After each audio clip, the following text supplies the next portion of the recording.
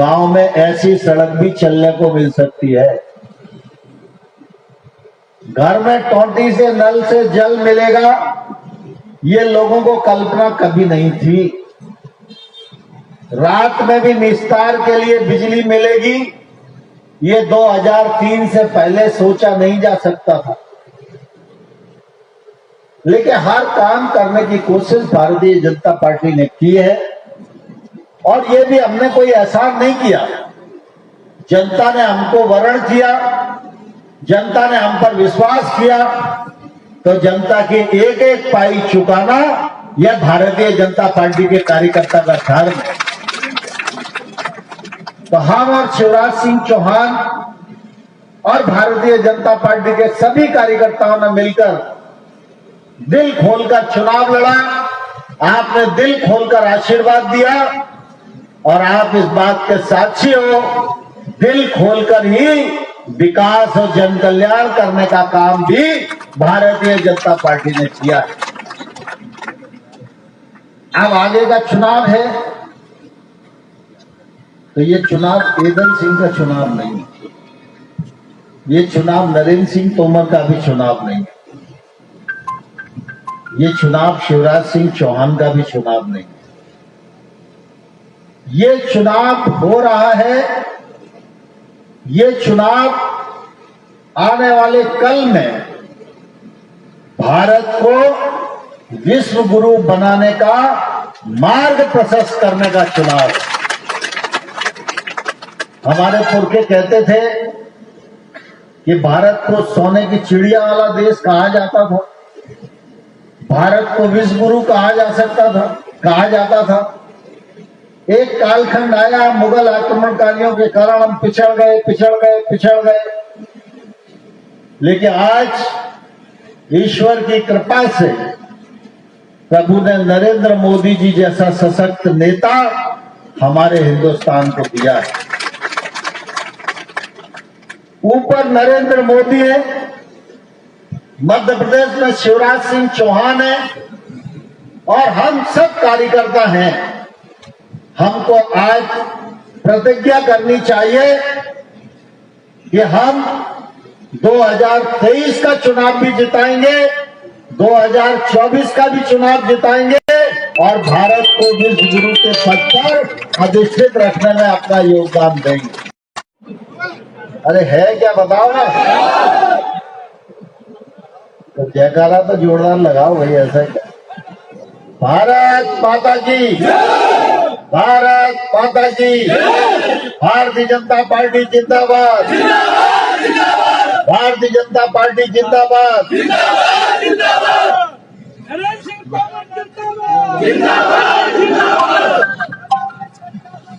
आज सुमावली विधानसभा क्षेत्र के सभी प्रमुख कार्यकर्ताओं की बैठक में हम सबके मध्य विराजमान पार्टी के अध्यक्ष आदरणीय डॉक्टर योगेश पाल गुप्ता जी, और जिनके लिए आज हम सब इकट्ठा हुए हैं, ऐसे भारतीय जनता पार्टी के प्रत्याशी आदरणीय श्री एदल सिंह कलसाना साहब, मंच पर विराजमान पार्टी के सभी सम्मानित पदाधिकारीगण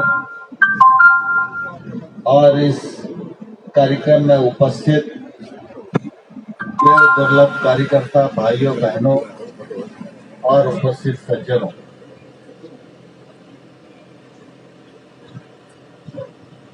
आज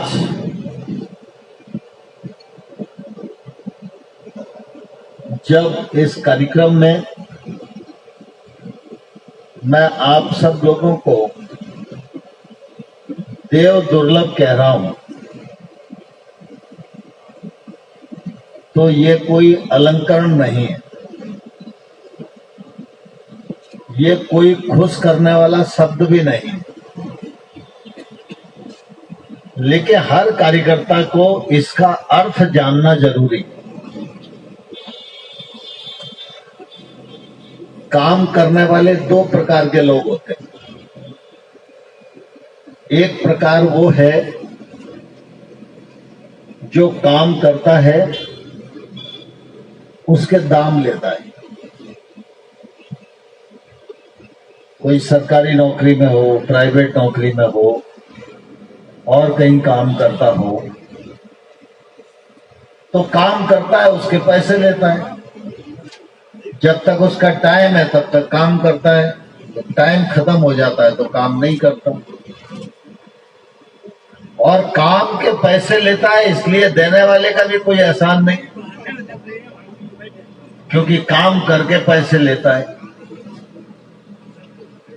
लेकिन भारतीय जनता पार्टी एकमात्र दुनिया के राजनीतिक परिदृश्य पर ऐसा राजनीतिक दल है कि इस दल का कोई भी कार्यकर्ता पार्टी में काम करने के लिए कोई दाम प्राप्त नहीं करता है, कोई अपेक्षा भी नहीं करता है, कोई स्वार्थ भी मन में नहीं लाता है। और इसी का परिणाम है कि एक छोटा सा कार्यकर्ता भी इस पार्टी में काम करते करते भारतीय जनता पार्टी का प्रदेश अध्यक्ष भी बन सकता है, राष्ट्रीय अध्यक्ष भी बन सकता है और केंद्र सरकार में मंत्री भी बन सकता है।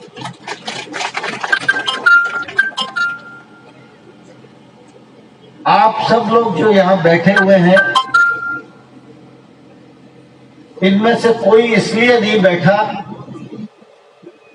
कि किसी का एदल सिंह जी से कोई स्वार्थ है। हम सब इसीलिए यहां उपस्थित हैं कि हमारी भारतीय जनता पार्टी में निष्ठा है।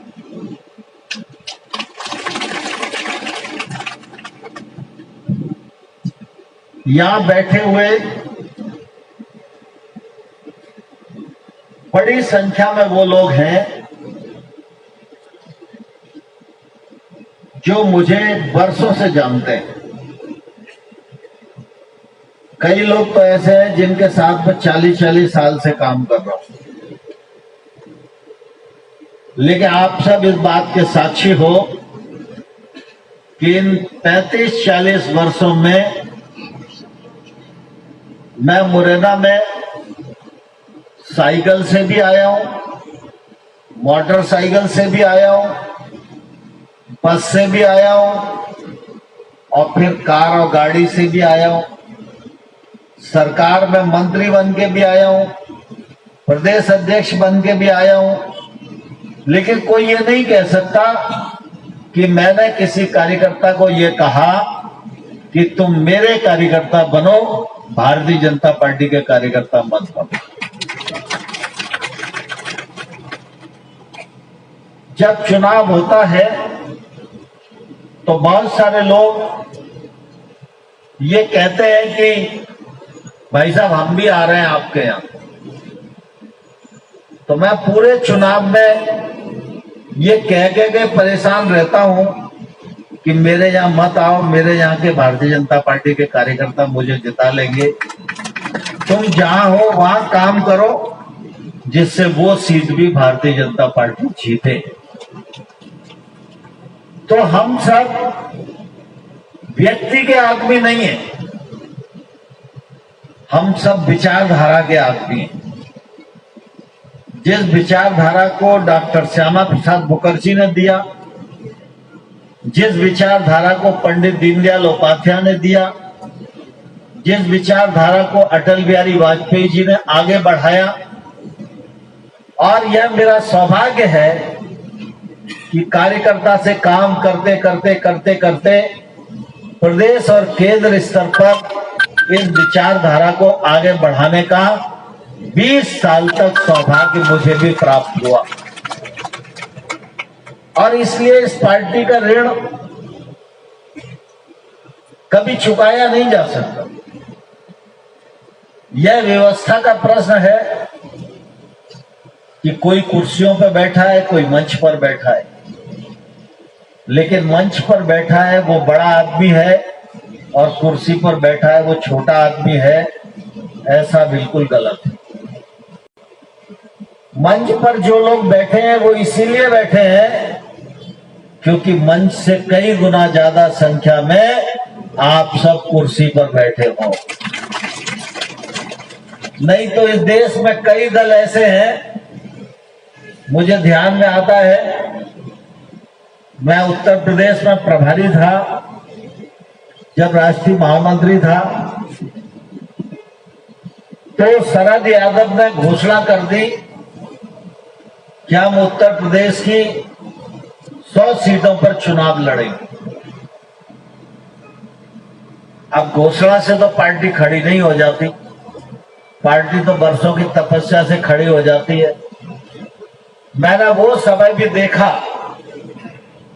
जब उनका पहला कार्यक्रम था और मैं उस जिले के प्रवास पर था, तो मैंने कार्यकर्ताओं से कहा कि शरद यादव की सभा जहां है वहां हम लोग मोटरसाइकिल से चलें और जरा शरद यादव की सभा और उनका भाषण सुन के आए, कितना करंट है इस बात का थोड़ा अंदाज लेके आए।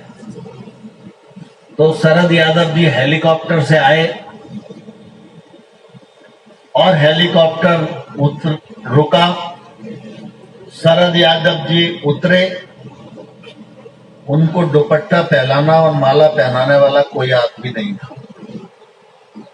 पैसे दिए होंगे इसलिए मंच बना हुआ था और शरद यादव जी मंच तक अकेले पैदल आए, लेकिन कोई भी आदमी जिंदाबाद बोलने वाला नहीं था।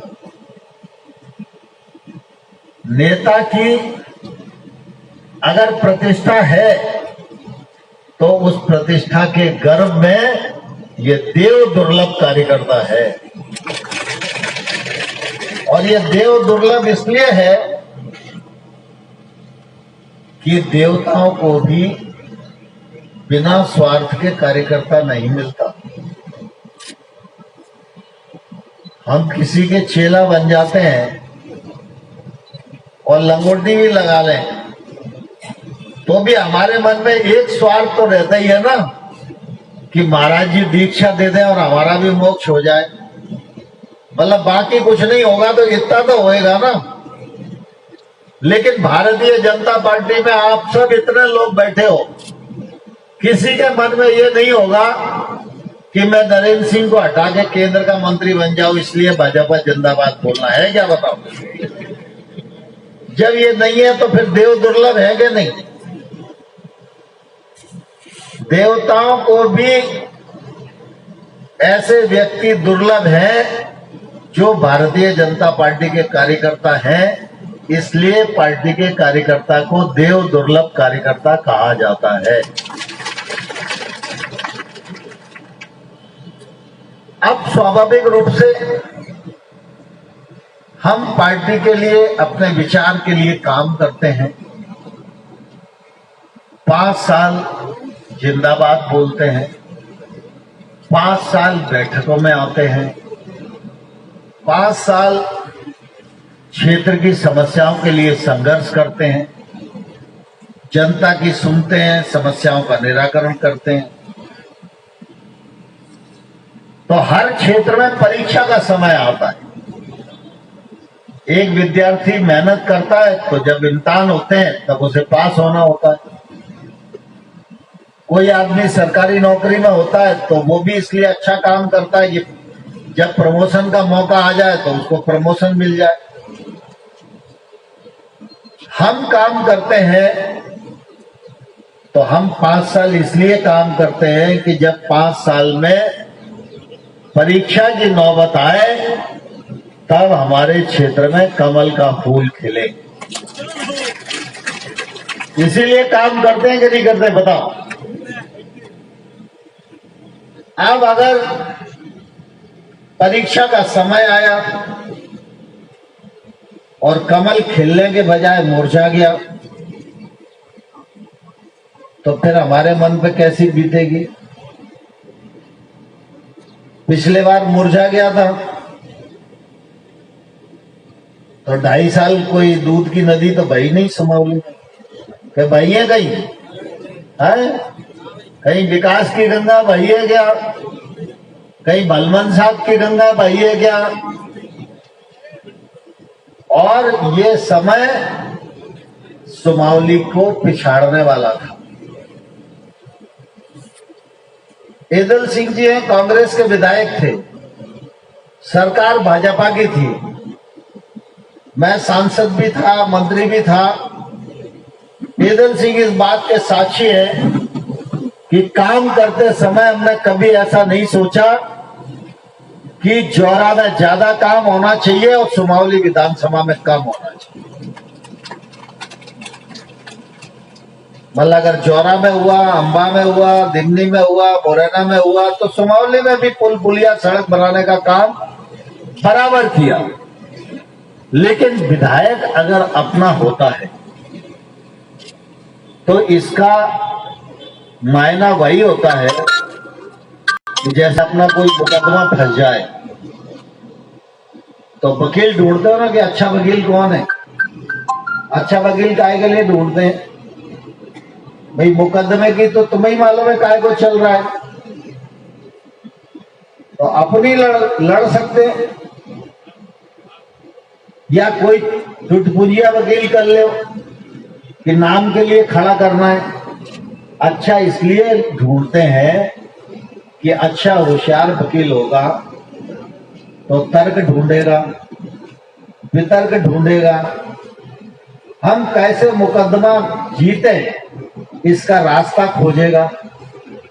उसकी जो दूरदृष्टि है वो हमको मुकदमा जिताने में सहायक होती है, इसलिए हम अच्छा वकील ढूंढते हैं।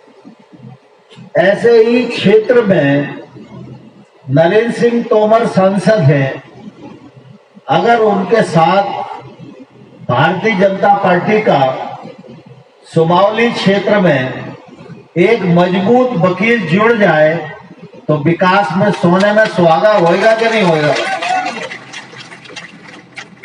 अब हर चीज तो मेरे ध्यान में नहीं रहती, मैं रोज रोज आ भी नहीं सकता हूं,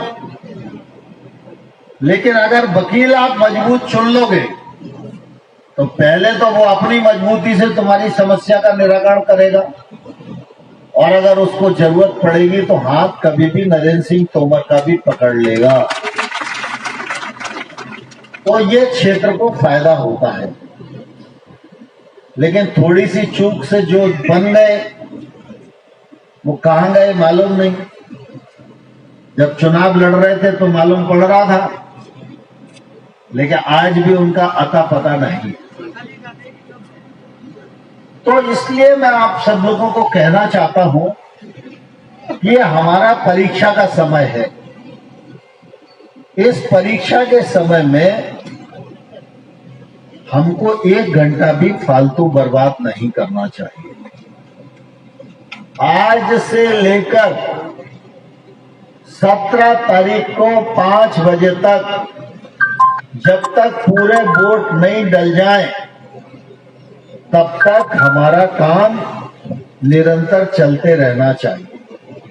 17 तारीख के बाद फिर व्यक्तिगत जिंदगी है, फिर पार्टी का काम है, फिर बाकी काम है, नाते रिश्तेदारी है, नौता है, भागवत है, सारी चीजें हैं।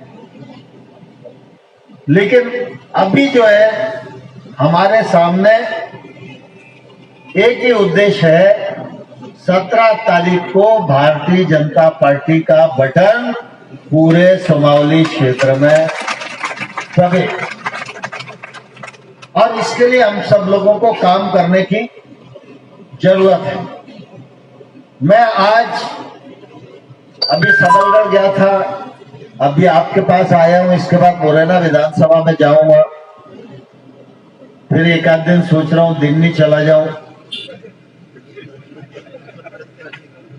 लेकिन मुझे कई बार लोग बोलते हैं, अरे भाई साहब दिल्ली छोड़ के आप घूम रहे हो। कुछ अखबार वालों ने भी छाप दिया कि नरेंद्र सिंह जी तो दिल्ली जा ही नहीं रहे। भैया मैं नरेंद्र सिंह तोमर नहीं हूं, मैं भारतीय जनता पार्टी का कार्यकर्ता नरेंद्र सिंह तोमर हूं। मेरा काम स्वयं जीतना ही नहीं है, स्वयं जीतने के साथ साथ पूरे मध्य प्रदेश में स्पष्ट बहुमत की सरकार बने, ये मेरी पहली जिम्मेवारी है।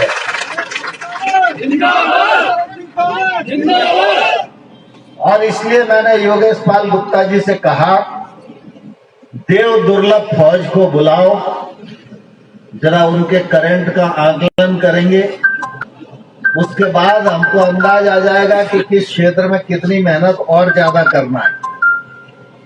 लेकिन आप सबकी संख्या, आप सबका उत्साह यह बताता है कि मैं कम मेहनत भी करूं, एदल सिंह की और आपकी मेहनत ही सुमावली क्षेत्र में कमल खिला के रहेगी।